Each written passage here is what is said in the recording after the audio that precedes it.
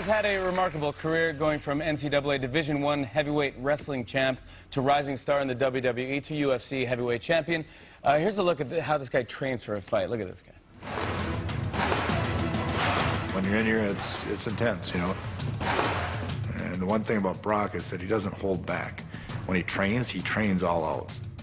He's different than a lot of people. He has no governor switch, is what I like to say. It's like, it's on, here I go. Hang on tight, hang on tight. Love this.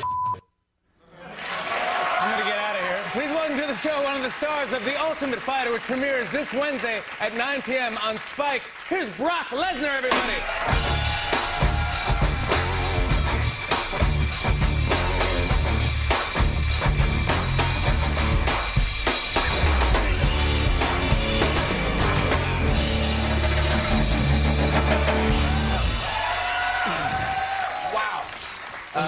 Welcome to the show. Thanks for having me. I feel like I'm sitting in my kid's chair. Yeah. Well, if you want, you can move it, you can throw it through the window, whatever you want to do. Like I'm at home. Oh, yeah? Yeah. This is good, see? Yeah, I like it. This is for you. That is how you train?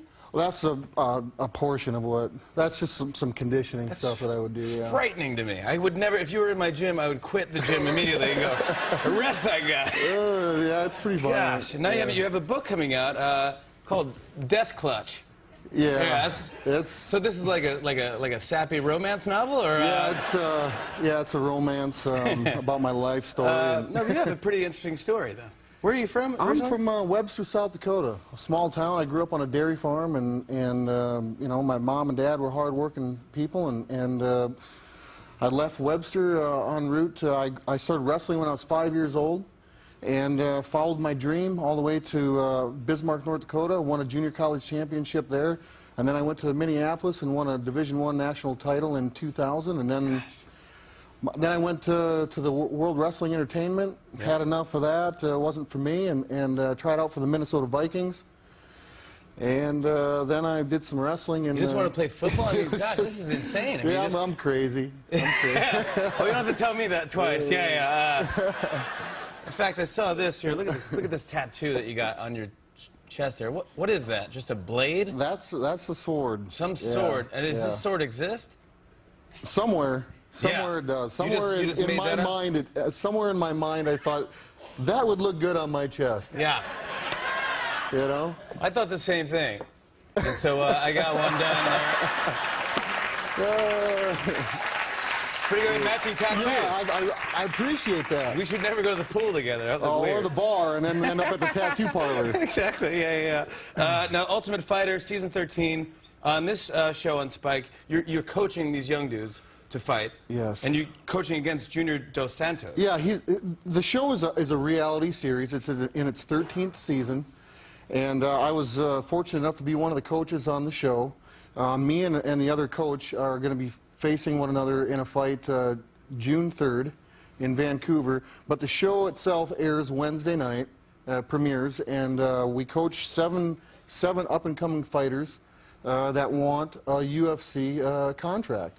And these guys live in a house together for 6 weeks. They've got no television, no newspaper, no connections to the outside world. They've just got fighting, and that's it. So they got, if you can imagine, 14 guys in a house. I'm excited to watch the show. No, I don't even want to live on that block. It's insane. It's no, I mean, but what, I mean, the testosterone. I mean, the arguments. What happens at the house, I have no idea. So I want nothing to do with that. I'm there to coach these guys. So you don't see what they do at the house. I don't even know what's going to happen. So someone's like, "Who didn't do the dishes, man? Who didn't do the dishes?" Exactly. You know, it's like, "Boy, sorry, man." Yeah. See, that's how. Yeah, so I couldn't be a roommate there. That would be a different reality show. Throw me in. Just getting beat up. I was going to ask you if you could teach me maybe a move, if you don't mind, in case I get some scrapping or something. Like maybe a submission hold. Yeah, sure. Yeah. But don't teach me the book title. I don't want the death clutch. In the fight world, it's something very basic, and an advantage that you get on your opponent is to get behind or take your opponent's back. Okay. So if you were to, I'll demonstrate on you. It's just a version of the rear naked choke, and then you can attempt it on rear naked choke.